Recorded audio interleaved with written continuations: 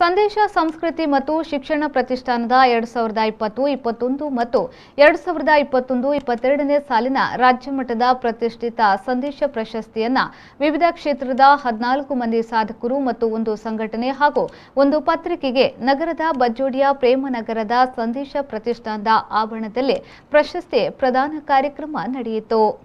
ಮಂಗಳೂರಿನ ಬಜ್ಜೋಡಿಯ ಪ್ರೇಮನಗರದ ಸಂದೇಶ ಪ್ರತಿಷ್ಠಾನದ ಆವರಣದಲ್ಲಿ ನಡೆದ ಕಾರ್ಯಕ್ರಮದಲ್ಲಿ ಗಣ್ಯರು ರಾಜ್ಯಮಟ್ಟದ ಪ್ರತಿಷ್ಠಿತ ಸಂದೇಶ ಪ್ರಶಸ್ತಿಯನ್ನ ಪ್ರದಾನ ಮಾಡಿದ್ರು. 2020-21ನೇ ಸಾಲಿನ ಸಂದೇಶ ಮಾಧ್ಯಮ ಪ್ರಶಸ್ತಿಯನ್ನ ನಾಗೇಶ್ ಹೆಗಡೆ, ಕೊಂಕಣಿ ಸಂಗೀತ ಪ್ರಶಸ್ತಿಯನ್ನ ಮೀನಾ ರೆಬಿಂಬಸ್, ಕಲಾ ಪ್ರಶಸ್ತಿಯನ್ನ ಅವಿತಾಸ್ ಎಡೋಲ್ಪಸ್ ಕೊಟ್ಟಿನ, ಶಿಕ್ಷಣ ಪ್ರಶಸ್ತಿಯನ್ನ ಡಾಕ್ಟರ್ ಲಕ್ಷ್ಮಣ್ ಸಾಬ್ ಚೌರಿ ಅವರಿಗೆ ಪ್ರದಾನ ಮಾಡಲಾಯಿತು. ಅಲ್ಲದೆ ಕೊಂಕಣಿ ಸಾಹಿತ್ಯ ಪ್ರಶಸ್ತಿಯನ್ನ ಮಂಗಳೂರಿನ ಸಂತ ಅಲೋಷಿಯಸ್ ಕಾಲೇಜಿನ ಕೊಂಕಣಿ ಸಂಸ್ಥೆಯ ವತಿಯಿಂದ ಆರಂಭವಾದ ಕೊಂಕಣಿ ಪತ್ರಿಕೆಯ ಸಂಪಾದಕ ಡಾಕ್ಟರ್ ಮೆಲ್ವಿನ್ ಪಿಂಟೋ ಮತ್ತು ತುಳು ಸಾಹಿತ್ಯ ಪ್ರಶಸ್ತಿಯನ್ನ ಡಾಕ್ಟರ್ ಸುನೀತಾ ಎಂ ಶೆಟ್ಟಿ ಅವರ ಪರವಾಗಿ ಸಂಬಂಧಿ ವತ್ಸಲ ಹಾಗೂ ವಿಶೇಷ ಪ್ರಶಸ್ತಿಯನ್ನ ಸಮರ್ಥಂ ಟ್ರಸ್ಟ್ ಪರವಾಗಿ ಮಹಂತೇಶ್ ಜಿ ಕಿವುಡ ಸಣ್ಣವರ್ ಸ್ವೀಕರಿಸಿದ್ರು. 2021-22ನೇ ಸಾಲಿನ ಕೊಂಕಣಿ ಸಾಹಿತ್ಯ ಪ್ರಶಸ್ತಿಯನ್ನ ಮೆಲ್ವಿನ್ ರೋಡ್ರಿಗಸ್, ತುಳು ಸಾಹಿತ್ಯ ಪ್ರಶಸ್ತಿಯನ್ನ ಪಿಕೆ ಗಂಗಾಧರ್ ಕಿರೋಡಿಯನ್, ಸಂದೇಶ ಮಾಧ್ಯಮ ಪ್ರಶಸ್ತಿಯನ್ನ ಡಾಕ್ಟರ್ ಟಿಸಿ ಪೂರ್ಣಿಮಾ, ಕೊಂಕಣಿ ಸಂಗೀತ ಪ್ರಶಸ್ತಿಯನ್ನ ಅಲ್ವಿನ್ ನೊರನ್ನ, ಕಲಾ ಪ್ರಶಸ್ತಿಯನ್ನ ಕಾಸರಗೋಡು ಚಿನ್ನ, ಶಿಕ್ಷಣ ಪ್ರಶಸ್ತಿಯನ್ನ ಡಾಕ್ಟರ್ ಪಿಕೆ ರಾಜಶೇಖರ್, ವಿಶೇಷ ಪ್ರಶಸ್ತಿಯನ್ನ ಸಾ ರಘುನಾಥ್ ಅವರಿಗೆ ಪ್ರದಾನ ಮಾಡಲಾಯಿತು.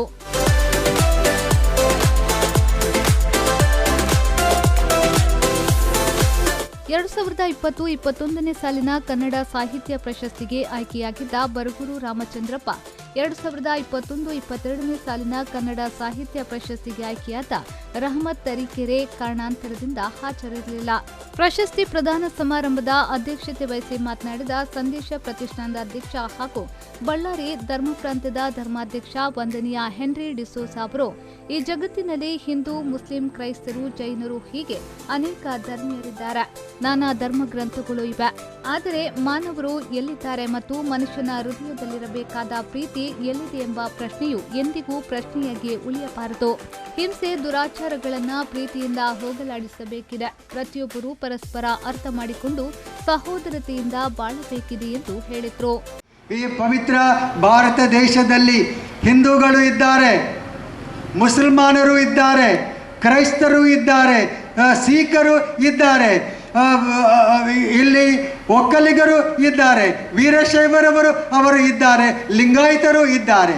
ಆದರೆ ಮನುಷ್ಯರು ಎಲ್ಲಿ ಇದ್ದಾರೆ ಅಂತ ಕೇಳುತ್ತಿದ್ದಾರೆ. ಮಾನವರು ಮನುಷ್ಯರು ಎಲ್ಲಿ ಇದ್ದಾರೆ?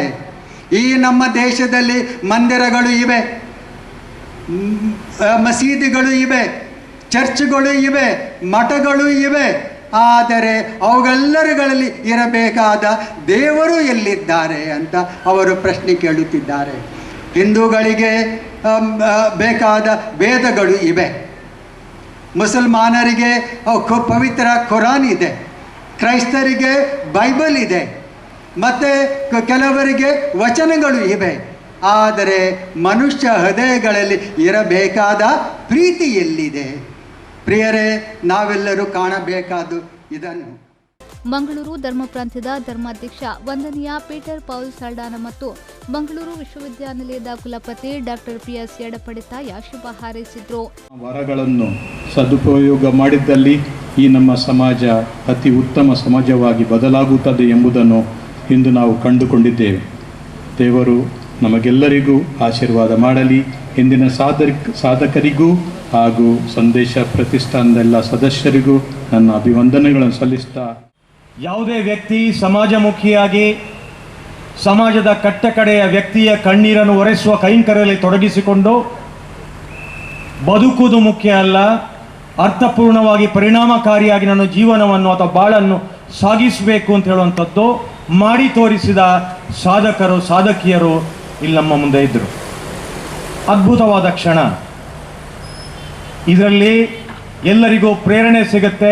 ಅವರೆಲ್ಲರೂ ಇತರರಿಗೆ, ಯುವಕ ಯುವತಿಯರಿಗೆ ಸ್ಫೂರ್ತಿಯ ಸೆಲೆ ಆಗ್ತಾರೆ ಅಂತ ಹೇಳೋದ್ರಲ್ಲಿ ಎಳ್ಳಿನ ಸಂಶಯ ಇಲ್ಲ.